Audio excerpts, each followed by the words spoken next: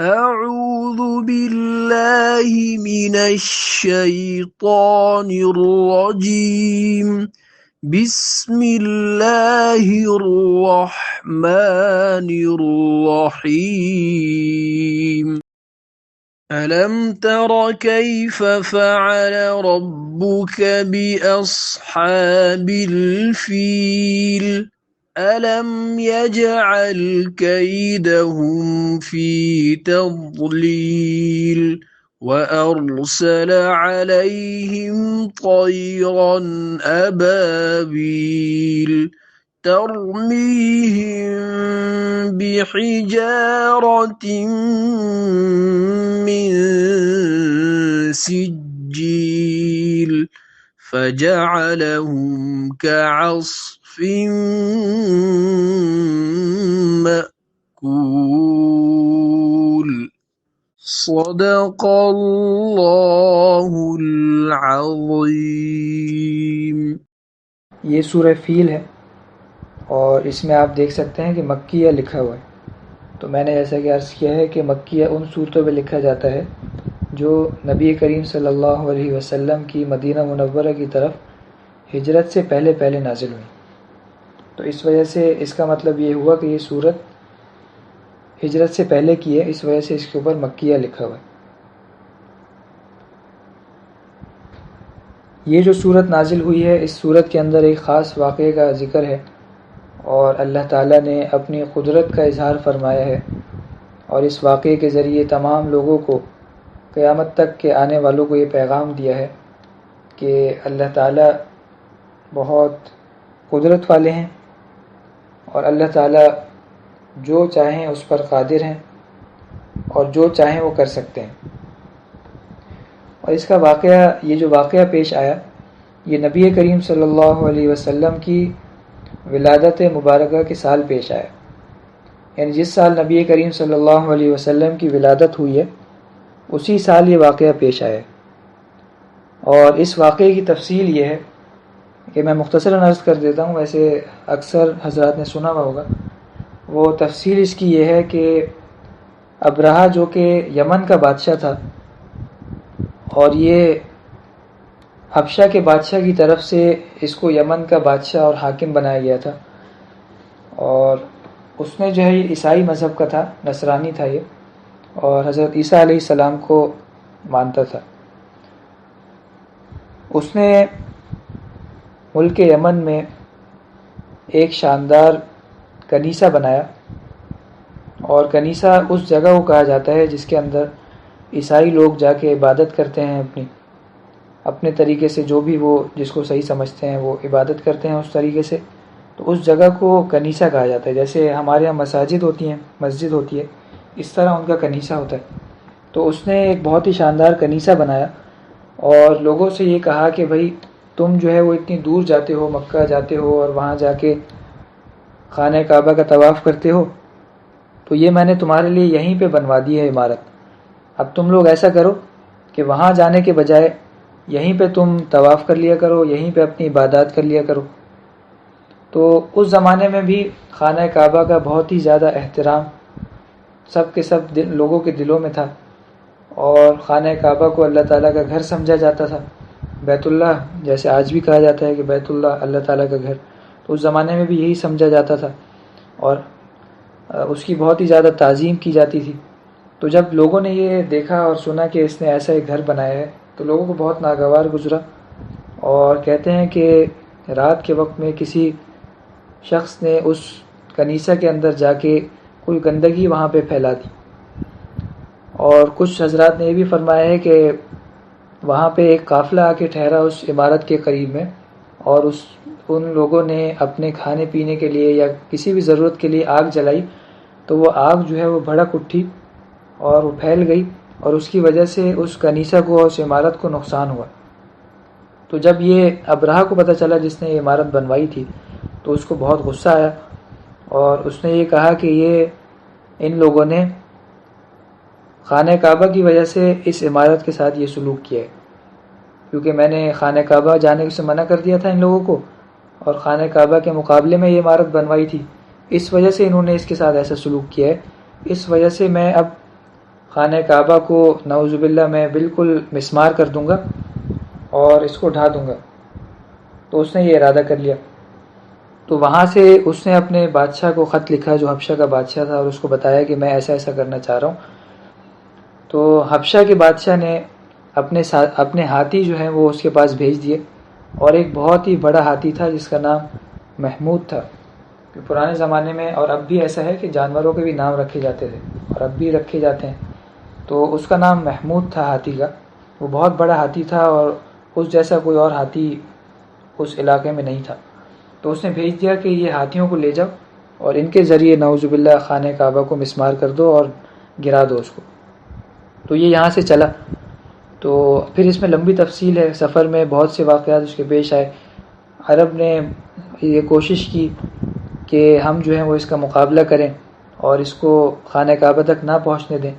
اس میں 2 جنگیں بھی ہوئیں، لیکن اللہ تعالیٰ کو یہی منظور تھا، اللہ تعالیٰ کو اپنا معجزہ دکھانا تھا، اپنی قدرت دکھانی تھی، اس وجہ سے کوئی بھی اس کے اوپر غالب نہیں آ سکا۔ کچھ ساتھیوں کے مائک کھلے ہوئے ہیں، ان سے گزارش ہے کہ مائک بند کر لیں۔ تو اس طرح یہ رفتہ رفتہ مکہ مکرمہ کے قریب پہنچ گیا، اور مکہ مکرمہ کے قریب پہنچ کر اس نے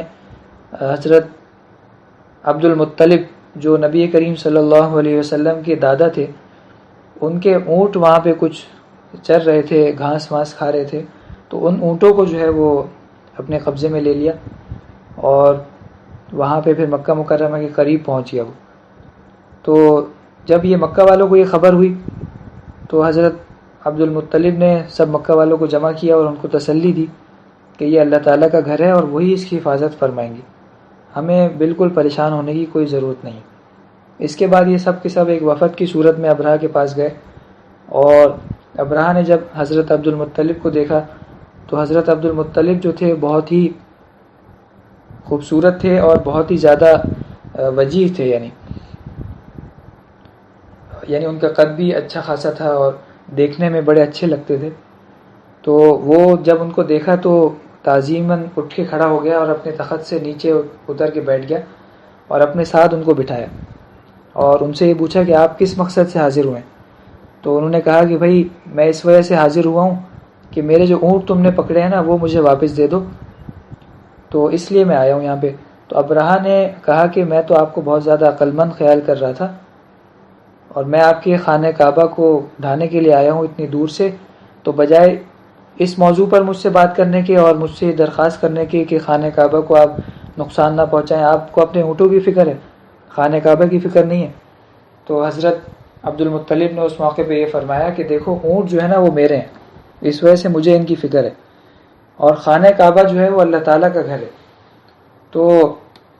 جس طرح سے مجھے اپنے اونٹوں کی فکر ہے اور میں اس کے لیے ان کی حفاظت کا انتظام کر رہا ہوں، تو اللہ تعالیٰ اپنے گھر کی خود حفاظت فرمائیں گے اور وہ خود ہی انتظام فرمائیں گے۔ تو اس طرح بات چیت ہوئی تو اس نے جو ہے وہ آخر میں اونٹ واپس کر دیے اور خانہ کعبہ کو مسمار کرنے سے باز نہیں آیا۔ اور پھر جو ہے وہ اس موقع پہ ایک نفیل نام کے ایک شخص تھے جو کہ عرب کے تھے، اور انہوں نے ابرہہ کو اس ارادے سے باز رکھنے کی کوشش کی تھی اور جنگ بھی کی تھی اس سے، لیکن وہ شکست کھا گئے تھے اور قید میں آ گئے تھے ان کی، اور وہ اس کے ساتھ لشکر میں موجود تھے۔ تو انہوں نے ہاتھی کے کان میں جا کے یہ بات کی کہ اے ہاتھی، تمہیں پتہ ہے کہ تم کہاں پہ کھڑے ہو؟ یہ بلد امین ہے۔ بلد امین کا مطلب وہ شہر جو بالکل محفوظ ہے اور مامون ہے، اس میں کسی قسم کی لڑائی کی، جنگ کی اور فتنہ و فساد کی اجازت نہیں ہے، تو تم ایسا کرو کہ تم یہیں سے واپس پلٹ جاؤ۔ ہاتھی کے کان میں یہ بات کہی۔ تو جب ہاتھی نے یہ بات سنی تو اللہ تعالیٰ کی طرف سے اس کو سمجھ عطا ہوئی اور اس نے یہ بات سمجھ لی، تو اس نے اب اس جگہ سے آگے بڑھنے سے ہی انکار کر دیا۔ تو یہ سب سے پہلا معجزہ ظاہر ہوا، اور ہاتھی نے، حالانکہ اس کو بہت مارا گیا، اور جب اس کو دوسری جگہوں کی طرف چلاتے تھے، دوبارہ یمن کی طرف چلنے کے لیے اس کو اٹھاتے تھے تو فوراً اٹھ جاتا تھا، چل پڑتا تھا، اس کو شام کی طرف لے کے جاتے تھے تو فوراً چل پڑتا تھا، لیکن مکہ مکرمہ کی طرف اگر چلانے کی کوشش کرتے تھے تو بالکل ایک قدم بھی آگے نہیں بڑھاتا تھا۔ تو یہ اللہ تعالیٰ کی طرف سے تھا۔ اور اسی دوران جب یہ سب معاملہ ہو رہا تھا تو سمندر کی طرف سے اللہ تعالیٰ نے کچھ پرندوں کو بھیجا، جن کو اس صورت میں فرمایا کہ طیراً ابابیل، کہ غول کے غول ہم نے پرندوں کی بہت سی جماعتیں ہم نے بھیجیں، اور ان کے ہاتھوں میں اور چونچوں میں چھوٹے چھوٹے پتھر تھے، اور مفسرین کرام یہ فرماتے ہیں کہ یا تو ایک چنے کے برابر تھے پتھر، جیسے چنے کا سائز ہوتا ہے اتنے چھوٹے تھے، یا پھر یہ کہ دال جو ہوتی ہے چھوٹی، جو چنے سے بھی چھوٹی ہوتی ہے، اس سائز کے تھے وہ۔ لیکن ان پتھروں سے اللہ تعالیٰ نے ایسا کام لیا اپنی قدرت سے کہ وہ پتھر جس آدمی کے سر پہ لگتا تھا تو سر کے اندر وہ سوراخ کرتا ہوا اس کے نیچے پاؤں تک چلا جاتا تھا وہ، اور وہ پتھر ایسا تھا کہ ہاتھیوں کے بھی اور جانوروں کے بھی اس کے ساتھ، جانوروں کے ساتھ بھی اس نے یہی سلوک کیا، حالانکہ چھوٹے سے پتھر تھے وہ۔ اور اس صورت میں ایسا کہ اللہ تعالیٰ نے بتایا ہے کہ وہ پتھر بھی ایسے تھے جو مٹی کے بنے ہوئے تھے، جیسے کہ مٹی کو جو ہے وہ آگ میں تپا کے اس کو سخت کر لیا جاتا ہے، اور اس سے جو ہے وہ مختلف برتن بھی بنائے جاتے ہیں، اور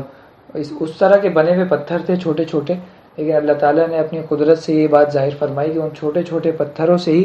اس پوری بڑی کی فوج کو اللہ تعالیٰ نے ہلاک فرما دیا، اور اس طرح اللہ تعالیٰ نے اپنے گھر کی حفاظت فرمائی۔ تو اس صورت میں اس واقعے کا ذکر ہے، اور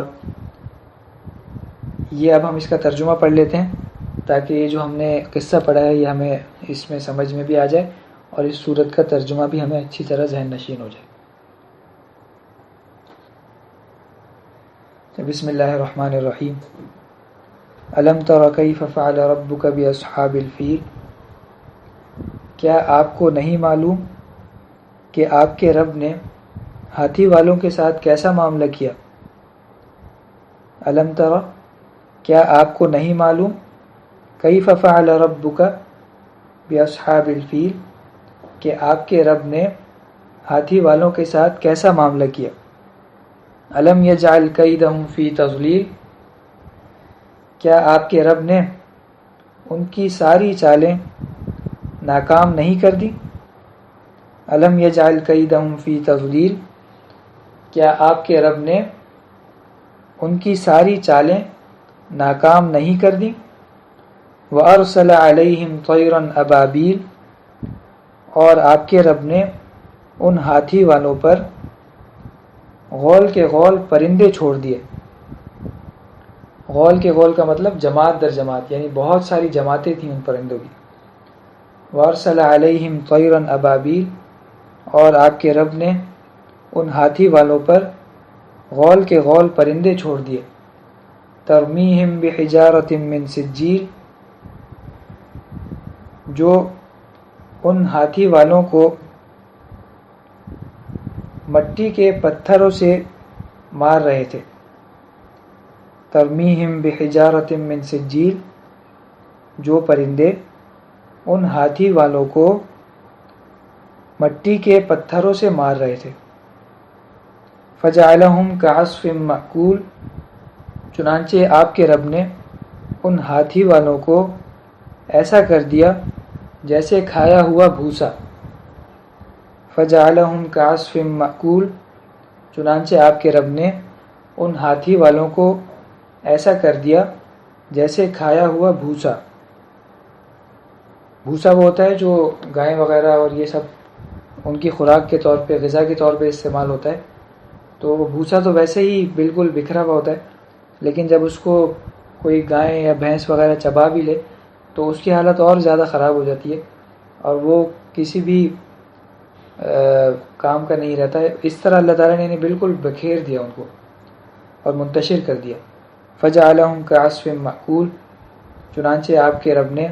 ان ہاتھی والوں کو ایسا کر دیا جیسے کھایا ہوا بھوسا۔ اس کا ترجمہ ہو گیا سورت کا۔ اب ہم اس کی مختصر تفسیر پڑھ لیتے ہیں۔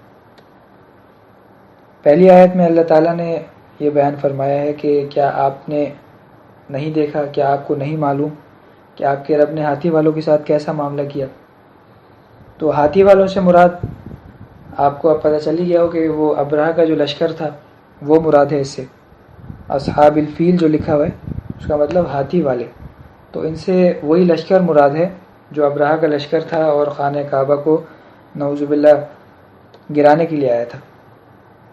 اور اس آیت کے شروع میں جو الم تر ہے، اس کا ترجمہ یہ ہے کہ کیا آپ کو نہیں معلوم، تو یہ ظاہر ہے کہ ویسے اگر اس کا لفظی ترجمہ کیا جائے تو یہ بنے گا علم ترا کا مطلب کیا آپ نے نہیں دیکھا. تو اس وجہ سے نبی کریم صلی اللہ علیہ وسلم کی تو چونکہ ولادت کا سال تھا وہ، اور اس وقت نبی کریم صلی اللہ علیہ وسلم کی عمر مبارک اگر آپ کی پیدائش اگر ہو بھی گئی ہو تب بھی اتنی نہیں ہوگی کہ اس واقعے کو دیکھ پاتے. تو اس وجہ سے مفسرین کرام فرماتے ہیں کہ یہاں پہ مقصد یہ ہے کہ کیا آپ کو اس واقعے کا علم نہیں ہوا، کیا آپ کو یہ واقعہ معلوم نہیں ہے، یہ مقصد ہے یہاں پہ. اور دوسری آیت میں اللہ تعالیٰ نے فرمایا ہے کہ علم یجعل کیدہم فی تضلیل، یعنی اللہ تعالیٰ نے سوال فرمایا ہے بندوں سے کہ جب یہ سارا واقعہ تمہارے سامنے آ گیا تو اب تم یہ بتاؤ کہ کیا اللہ تعالیٰ نے ان ہاتھی والوں کی ساری چالوں کو ناکام نہیں کر دیا؟ تو ظاہر ہے اس کا جواب یہی ہوگا کہ بالکل بے شک اللہ تعالیٰ نے اپنے گھر کی حفاظت فرمائی، اور جو ہاتھی والے آئے تھے خانہ کعبہ کو گرانے کے لیے ان کی ساری چالوں کو، سارے مکر و فریب کو اللہ تعالیٰ نے خاک میں ملا دیا اور ان کی ساری چالوں کو ناکام فرما دیا. تو یہ عربی کے اندر ایک قاعدہ ہے کہ اس طرح سوال کے انداز میں کچھ بات بتائی جاتی ہے اور اس کا مقصد یہی ہوتا ہے کہ ہاں بات بالکل ایسی ہی ہے. تو یہاں پہ بھی بالکل وہی اللہ تعالیٰ نے انداز اختیار فرمایا ہے، سوال کا انداز اختیار فرمایا ہے، اور مقصد اس انداز سے یہی ہے کہ بالکل یقینی طور پہ یہی بات ہے، یقینی طور پہ یہی بات ہے کہ اللہ تعالیٰ نے ان کے مکر و فریب کو اور چالوں کو خاک میں ملا دیا اور ان کے عزائم کو بالکل خاک میں ملا دیا اور اپنے گھر کی حفاظت فرمائی. تیسری آیت میں ہے وَأَرْسَلَ عَلَيْهِمْ طَيْرًا أَبَابِيلَ. تو میں جیسے کہ پہلے عرض کر چکا ہوں کہ طیرن ابابیل سے مراد وہ پرندے ہیں جو اللہ تعالیٰ نے اپنے گھر کی حفاظت کے لیے بھیجے تھے، اور ان پرندوں کے چونچ میں اور دونوں پنجوں میں چھوٹے چھوٹے پتھر تھے جو وہ اس لشکر پہ برسا رہے تھے. اب یہ مفسرین کرام نے بیان فرمایا ہے کہ یہ ابابیل سے مراد، یہ ابابیل کا مطلب ہے غول کے غول اور جماعت کی جماعت. اس کا مقصد یہ نہیں ہے کہ یہ پرندوں کا نام ہے کوئی، کیونکہ یہ جو پرندے تھے ان کے بارے میں تفسیروں کے اندر یہ لکھا ہوا ہے کہ یہ پرندے ایسے تھے کہ ان جیسے کوئی پرندے اس سے پہلے نہیں دیکھے گئے. اللہ تعالیٰ نے بالکل ہی ایک نئے پرندے ظاہر فرمائے تھے دنیا میں اور ان سے یہ کام لیا تھا. تو یہ نہ سمجھنا چاہیے کہ ابابیل جو ہے وہ کوئی ان کا نام ہے، بلکہ یہ سمجھیں کہ یہ ان کی ایک صفت ہے کہ وہ بہت سی جماعتیں تھیں ان کی، اس وجہ سے ان کو ابابیل کہا گیا ہے. ابابیل کا مطلب ہے جماعت در جماعت، غول کے غول. اور یہ ان کے بارے میں یہ آیا ہے کہ یہ جو کبوتر ہوتا ہے ہمارا جو عام یہاں پہ پایا جاتا ہے اس سے سائز کے اندر تھوڑے سے چھوٹے تھے، اور یہ پرندے بالکل ایسے تھے کہ اس سے پہلے ان پرندوں کو کسی نے بھی دیکھا نہیں تھا اس دنیا میں. اللہ تعالیٰ نے خاص اپنی قدرت سے یہ ظاہر فرمائے تھے اور ان سے یہ کام لیا تھا. اس کے بعد اگلی آیت میں ہے ترمیہم بحجارۃ من سجیل. یہ پرندے جو ہیں وہ ان ہاتھی والوں پر مٹی کے پتھر برسا رہے تھے. تو حجارہ جو ہے وہ پتھر کو کہا جاتا ہے، اور سجیل جو ہے وہ اس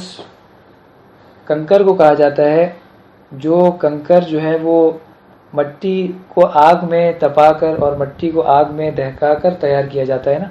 اس کو سجیل کہا جاتا ہے عربی کے اندر. جس سے آج کل جیسے ہمارے یہاں برتن وغیرہ یا اینٹیں ہوتی ہیں کچھ جو بھٹی میں بنتی ہیں، تو ان کو ایسا کیا جاتا ہے کہ مٹی کو تیار کر کے اس کو پھر بھٹی میں رکھ دیا جاتا ہے، آگ کی تپش سے جو ہے وہ پک جاتی ہیں اور پھر ان کو سکھایا جاتا ہے تو سخت ہو جاتی ہیں. تو یہ سجیل سے وہی مراد ہیں کہ ایسے کنکر تھے ان پرندوں کے ہاتھوں، پنجوں میں اور چونچ میں، جو کہ مٹی کو اگر آگ میں تپایا جائے اور آگ میں پکا لیا جائے اور اس کو خشک کر لیا جائے تو اس طرح کے کنکر ان کے ہاتھوں میں، پنجوں میں اور چونچ میں تھے. تو حجارہ کا مطلب پتھر اور سجیل کا مطلب وہ کنکر جو مٹی کو آگ میں پکا کر اور تپا کر تیار کیے گئے. آخری آیت ہے فجعلہم کعصف مأکول. چنانچہ اللہ تعالیٰ نے ان ہاتھی والوں کو ایسا کر دیا جیسے کھایا ہوا بھوسا. عصف جو ہے وہ بھوسے کو کہا جاتا ہے جو ہمارے جانوروں کی غذا کے طور پہ استعمال ہوتا ہے نا، بھوسا ایک عام سبھی سمجھتے ہوں گے اس کو. اور مأکول کا مطلب ایسا بھوسا جس کو کسی جانور نے کھا لیا ہو. تو اس سے اللہ تعالیٰ ان کی حالت کو بیان فرمانا چاہ رہے ہیں کہ اللہ تعالیٰ نے ان کو ایسا منتشر کر دیا اور ایسا تباہ و برباد کر دیا جیسا کہ اگر کوئی کھایا ہوا بھوسا ہو نا، چبا لیا ہو اس کو کسی جانور نے اور پھر نکال دیا ہو، تو زمین پہ کیسے پڑا ہوا ہوتا ہے، بالکل منتشر پڑا ہوا ہوتا ہے اور اس کی کوئی حیثیت نہیں ہوتی. اسی طرح اللہ تعالیٰ نے ان لوگوں کے ساتھ معاملہ فرمایا اور ان کو تباہ و برباد کر دیا. تو یہ ہماری صورت مکمل ہو گئی اور ٹائم بھی پورا ہو چکا ہے. وآخر دعوانا الحمد للہ رب العالمین.